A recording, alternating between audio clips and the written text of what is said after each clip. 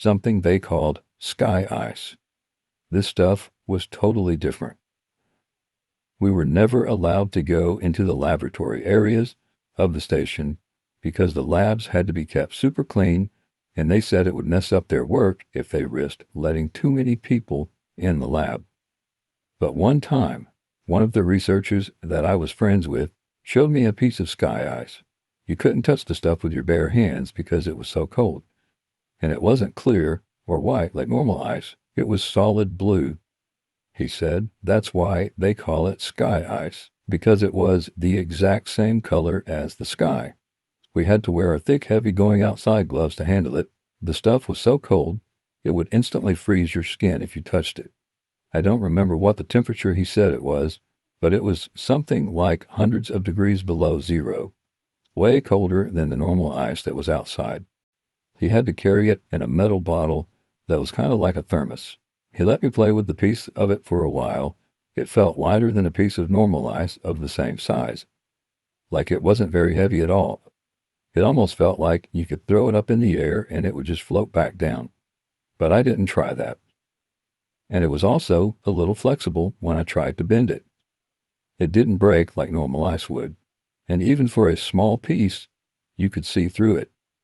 It was solid blue right from the surface. And here's the really weird part. It didn't melt into water. When it got warm, because we had it inside, it just started to shrink. It got smaller and smaller, but my glove never got wet. And there was no water on the floor. The stuff just turned into thin air when it got warm and vaporized. He said that was the reason why they had to study the stuff right there in Antarctica. You couldn't take the sky ice back to America to study it because it was almost impossible to keep it cold enough during transit.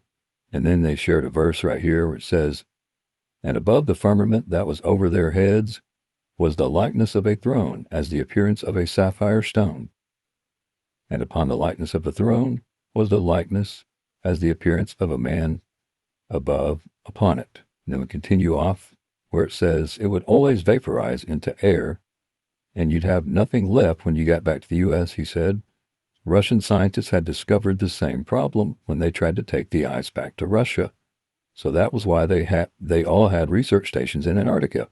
After maybe 15 minutes of handling the piece of sky ice, it was almost completely gone. Just a tiny little bit was left, and my glove was dry the whole time. I'd never seen anything like it before or since, and that's unusual because I've always had an interest in scientific things.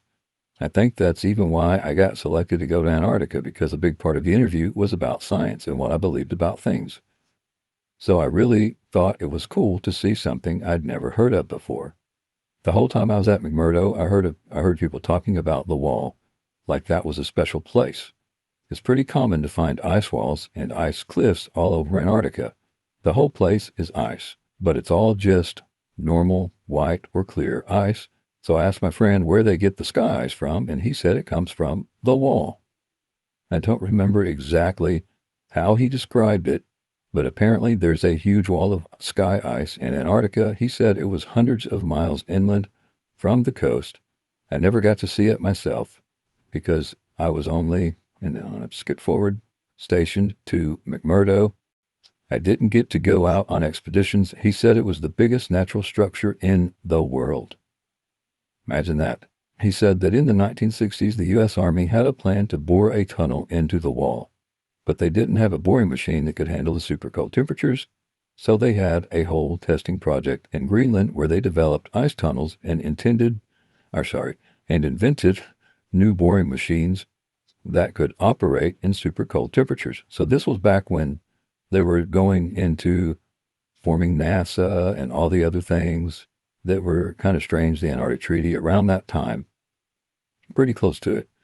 And he says, like they did this whole big thing in Greenland for just practice. So it's like they were practicing to bore into the sky ice. I'm not an expert on that, but that's just what he told me. Then, once they had the new boring machine figured out, they brought it to the ice wall, or to the wall in Antarctica. He said that the machine bored a tunnel, I don't remember exactly, like 5 or 10 miles into the wall, but that they never broke through the other side of the wall, and that they still don't know how thick the wall is even to this day. And I'm probably not remembering this part correctly, but I think he said that at first the floor of the tunnel was solid rock, but after a mile or two in, the floor was sky ice, like it was sky ice underneath after a certain point, or something like that. And apparently the wall slowly builds itself back up. So it slowly builds itself back up after you cut it, because after a year or so, the tunnel had shrunk smaller all by itself, like a self-healing wound. It starts closing up. They had to leave the boring machine inside the wall because the tunnel shrunk too small to get it back out. And after a few decades, the tunnel was completely gone. Like the part of the wall was solid again. He said that now the scientists were trying to use technology to figure out how thick the wall is. He said something about putting earthquake sensors all along the wall, and that somehow you could measure the signal from an earthquake to see how thick the wall is. But he kind of lost me on that part. I never really thought about any of that after I left. It was really weird stuff, but I didn't think it was a big deal at the time. But then a few weeks ago, I saw a map of the wall in Antarctica, except the map was all flat and crazy looking, and it showed the wall going all the way up over the whole Earth.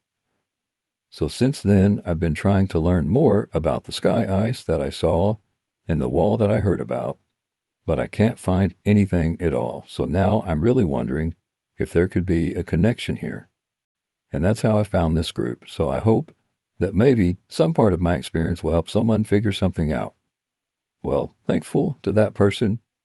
If they were telling the truth, that is some very interesting information given what we know surrounds us.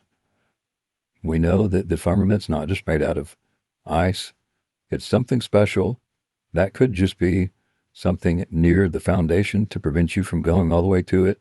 The Father's design is very complex, and he has foreknowledge. He knows what mankind's going to try to do. Those little nuclear bombs they shot at the firmament was nothing to the firmament. They can't break it. They've tried. If they could, they would, but they can't. And this is just one of those stories that confirms a lot of what I had assumed would be going on. I always thought, man, if they are out there and they can go to it, they're probably trying to drill through it, and if they are, how have they not gotten through it already? And that would answer the question for you, because it closes up as you go through it. But this was back in the 60s. There's no telling what they're trying now, mostly guarding it. I'm sure that's the biggest job they have, is keeping us from going there. And if you do go there, you can only go to certain places. It is tens of thousands of dollars for a one-way ticket. Otherwise, many of us would have already gone there, tried to do some sneaking around and investigating. But this video here, it only had like 300 views. But really cool stuff. Wanted to pass this along. I know the days of censorship have it to where you can't find stuff like this anymore. And I remembered putting it in my firmament playlist. I just wasn't sure if you guys had heard about this and wanted to pass it along to you. Answers some questions that most of you, if you're like me, had about what's going on out there and what are some of the properties near the foundation of the firmament, if they're even close to it. Could go on like that for many, many miles. Who knows? We'll find out soon. Someday the firmament itself will roll away like a scroll. But that second day of creation, where he put this expanse for signs and for seasons, and letting us know that he will return very soon. And it's one of those things that we're sensing is right around the corner due to the way things are going in the world and what they're trying to prepare us for and all the division. But they're preparing for a war. I'll go over that in a little while in another video, what they're preparing for and how you can be prepared yourself to not fall for the deceptions to come. But see you guys around soon. I know that this is a random video, and I'm just trying to put this stuff out there and stop procrastinating and share the information that I have while we still can. I'll see you guys really soon. Stay safe and stay ready.